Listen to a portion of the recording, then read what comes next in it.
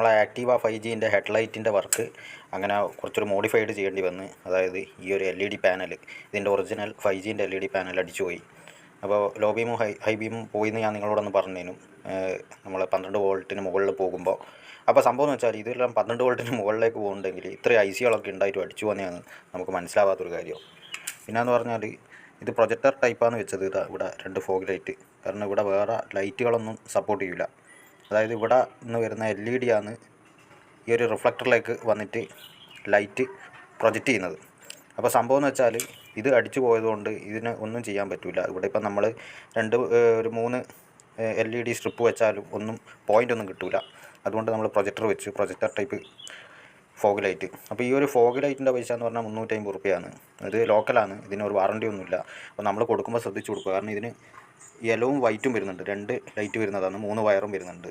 ഒരു red, black, നെഗറ്റീവും പോസിറ്റീവും, പിന്നെ ഒരു മഞ്ഞാന്ന് പറഞ്ഞാൽ ഈ യെല്ലോ ഫോഗ് ലൈറ്റിൻ്റെ വയറാണ് യെല്ലോ വരുന്നത്.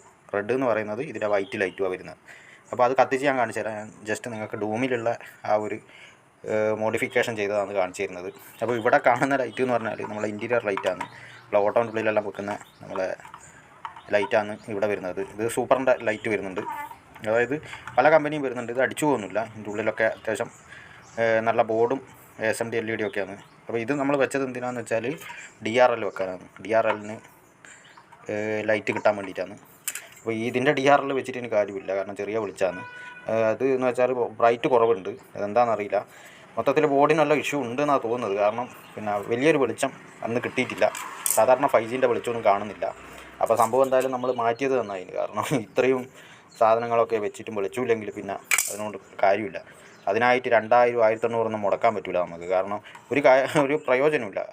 എന്നുവെച്ചാൽ 4Gയിലേക്ക് കൊടുക്കുമ്പോൾ വളരെ ശ്രദ്ധിക്കേണ്ട കാര്യം എന്ന് പറഞ്ഞാൽ വോൾട്ടേജ് വേരിയേഷൻ വരാൻ പാടില്ല, കറക്റ്റായിട്ടുള്ള വോൾട്ട് കിട്ടണം. കാരണം വന്നിട്ടുണ്ടെങ്കിൽ ഇതേപോലെ മൊത്തത്തിൽ അടിച്ചു പോകും. നമ്മൾ ഡൂമൊക്കെ കഴിച്ചിട്ട് ഇതേപോലെ സെറ്റിങ്സൊക്കെ ചെയ്യേണ്ടി വരും. ഇപ്പോൾ സംഭവം എന്ന് വെച്ചാൽ ലോ ബീമും ഹൈ ബീമും ഒന്നും കിട്ടില്ല, യെല്ലോവും വൈറ്റും ആക്കിയിട്ട് മാറ്റണം.